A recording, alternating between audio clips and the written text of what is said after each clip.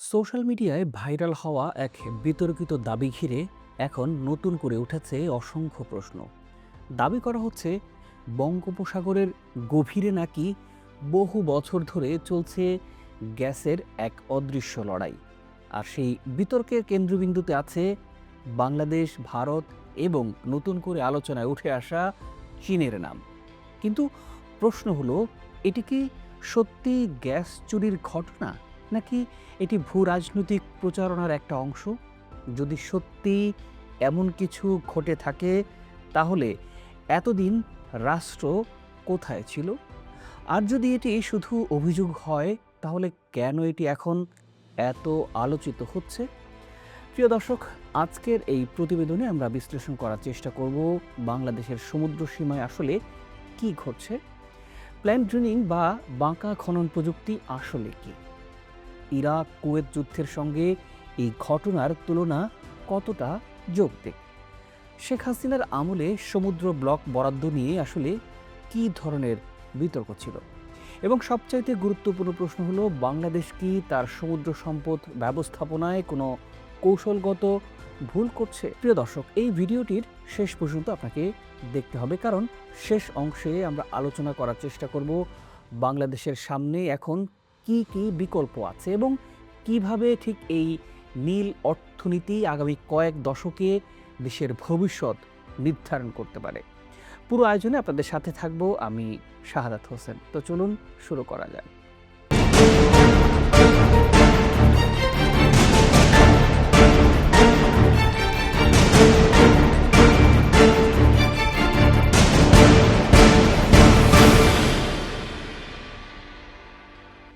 সম্প্রতি সামাজিক যোগাযোগ মাধ্যমে ব্যাপকভাবে ছড়িয়ে পড়েছে একটি দাবি। সেখানে বলা হচ্ছে, গেল এক যুগেরও বেশি সময় ধরে বাংলাদেশের সমুদ্র সীমার গ্যাস সম্পদ নাকি বিভিন্ন কৌশলে প্রতিবেশী রাষ্ট্র ভারতের দিকে সরে যাচ্ছে বা ভারত নিয়ে যাচ্ছে। এই আলোচনার সূত্র হিসেবে বিভিন্ন মহলে দৈনিক ইনকেলাবে প্রকাশিত একটি প্রতিবেদন উদ্ধৃত করা হচ্ছে। তবে এখানে একটা বিষয় পরিষ্কার করা জরুরি। এই পর্যন্ত বাংলাদেশ সরকার, পেট্রোবাংলা, আন্তর্জাতিক জ্বালানি সংস্থা কিংবা কোনো স্বাধীন বৈজ্ঞানিক গবেষণা প্রতিষ্ঠান আনুষ্ঠানিকভাবে এমন কোনো তথ্য প্রকাশ করেনি যেখানে বলা হয়েছে যে বাংলাদেশের গ্যাস ভান্ডার থেকে অবৈধভাবে গ্যাস উত্তোলন করা হচ্ছে। তাহলে প্রশ্ন হচ্ছে, বিতর্কের উৎপত্তি আসলে কোথায়? গ্যাস উত্তোলনে এটি অত্যন্ত পরিচিত একটি পদ্ধতি। তবে আন্তর্জাতিক সীমান্ত অতিক্রম করে কোনো দেশের সম্পদ উত্তোলন এই প্রযুক্তি ব্যবহার করা হলে তা আন্তর্জাতিক আইন লঙ্ঘনের পর্যায়ে পড়তে পারে।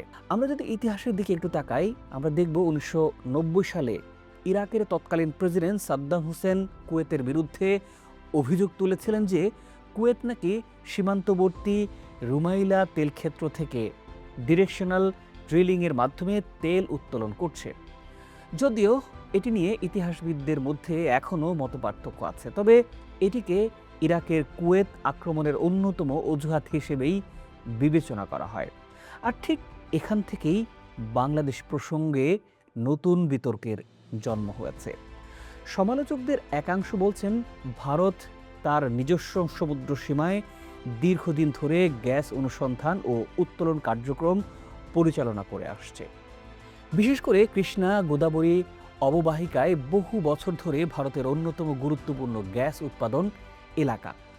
অন্যদিকে বাংলাদেশের সমুদ্র ব্লকগুলোর অনেকগুলোতে দীর্ঘ সময় ধরে কার্যকর অনুসন্ধান কার্যক্রম এগোয়নি। ফলে প্রশ্ন উঠেছে, বাংলাদেশ কি নিজস্ব সম্পদ আহরণে পিছিয়ে পড়েছে, নাকি বাস্তবে কোনো কৌশলগত প্রতিযোগিতায় আমরা পিছিয়ে গেছি? এখানে ফিরে যেতে হবে 2012 সালের সেই ঐতিহাসিক মুহূর্তে, যখন আন্তর্জাতিক সমুদ্র আদালতের রায়ে বাংলাদেশ বিশাল সমুদ্র সীমার অধিকার লাভ করে। সেই সময় দেশ জুড়ে তৈরি হয়েছিল নতুন আশার। বলা হচ্ছিল, ব্লু ইকোনমি হবে বাংলাদেশের অর্থনীতির রূপান্তরের নতুন এক অধ্যায়ের। বিশেষজ্ঞরা মনে করছিলেন, সমুদ্রের গ্যাস, খনিজ সম্পদ, মৎস্য সম্পদ এবং সামুদ্রিক অর্থনীতি বাংলাদেশকে নতুন উচ্চতায় নিয়ে যাবে। কিন্তু বাস্তবতা কি সেই পথে এগিয়েছে? অন্তর্বর্তী সরকার ক্ষমতায় আসার পর থেকে এই সমুদ্রের ব্লু ইকোনমি নিয়ে বারবার কথা বলেছেন ডক্টর ইউনূস। সমালোচকরা বলছেন সমুদ্র জয়ের পর সম্ভাবনাগুলো কাঙ্ক্ষিত গতিতে কাজে লাগানো যায়নি। প্রশ্ন উঠেছে, এত লম্বা সময় ধরে কেন কাজে লাগানো যায়নি? কিছু ব্লক বিদেশি কোম্পানির হাতে গেলেও অনুসন্ধানের গতি ছিল একেবারে ধীর।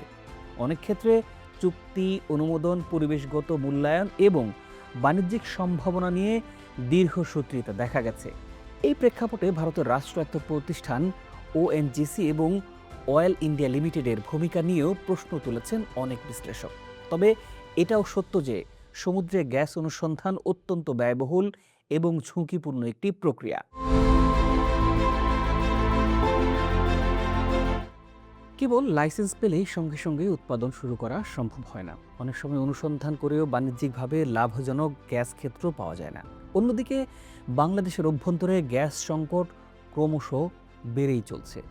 দেশকে বাড়তি এলএনজি আমদানির উপর নির্ভরশীল হতে হয়েছে। প্রতি বছর বিপুল পরিমাণ বৈদেশিক মুদ্রা ব্যয় হচ্ছে জ্বালানি আমদানিতে। আর এ কারণে সাধারণ মানুষের মনে প্রশ্ন জাগছে, যদি আমাদের নিজস্ব সম্পদ থেকেই থাকে তাহলে আমরা কেন সেটি উত্তোলন করতে পারছি না? এখানেই আসলে মূল বিতর্ক। গ্যাস চুরি হয়েছে কিনা তার চাইতে বড় প্রশ্ন হচ্ছে, বাংলাদেশ কি তার সামুদ্রিক সম্পদ ব্যবস্থাপনায় যথেষ্ট দক্ষতা দেখাতে পেরেছে? আমরা কি সময় মতো অনুসন্ধান করতে পেরেছি? আমরা কি আন্তর্জাতিক মানের প্রযুক্তি ও বিনিয়োগ আকর্ষণ করতে পেরেছি? যদি না পারি, কেন আসলে আমরা পারিনি? আমরা কি আমাদের ব্লকগুলোতে কৌশলগতভাবে কাজে লাগাতে পারলাম না এত লম্বা সময় ধরে? কারণ আন্তর্জাতিক রাজনীতিতে শূন্যস্থান বলে আসলে কিছু নেই। নিজেদের অবস্থান আরও শক্তিশালী করে ফেলবে। আর আজকের বিশ্বে জ্বালানি শুধু অর্থনীতির প্রশ্নই নয়, এটি নিরাপত্তা, কূটনীতি এবং আঞ্চলিক প্রভাব বিস্তারের অন্যতম প্রধান হাতিয়ার। সুতরাং বঙ্গোপসাগরের এই বিতর্ককে শুধুমাত্র গ্যাস চুরির গল্প হিসেবেই দেখলে ভুল হবে, বরং এটি আমাদের জন্য একটি সতর্কবার্তা। একটি রাষ্ট্র যদি নিজের সম্পদ নিয়ে দীর্ঘমেয়াদী পরিকল্পনা না করে, তাহলে সম্ভাবনা ধীরে ধীরে অন্যদের শক্তিতে পরিণত হতে পারে। এখন দেখার বিষয়, নতুন রাজনৈতিক বাস্তবতায় বাংলাদেশ আসলে কী ধরনের পদক্ষেপ নেয়। নতুন অনুসন্ধান কি শুরু হবে? তাহলে বিদেশি বিনিয়োগ কি এক্ষেত্রে বাড়বে, নাকি বহু বছর ধরে আলোচিত ব্লু ইকোনমির যে স্বপ্ন আবারও কাগজে সীমাবদ্ধ থাকবে? প্রিয় দর্শক, আপনার আসলে কি মনে হয়? বাংলাদেশ কি সত্যি তার সমুদ্র সম্পদ ব্যবস্থাপনায় পিছিয়ে পড়েছে, নাকি এই পুরো বিতর্কের পেছনে রয়েছে বৃহত্তর ভূ রাজনৈতিক প্রভাবের খেলা? নাকি আসলেই এমন কিছু ঘটেছে বা ঘটছে? নিশ্চয়ই আপনার মূল্যবান মতামত জানাবেন। ভালো থাকুন, সুস্থ থাকুন। দেখা হবে পরবর্তী বিশ্লেষণে।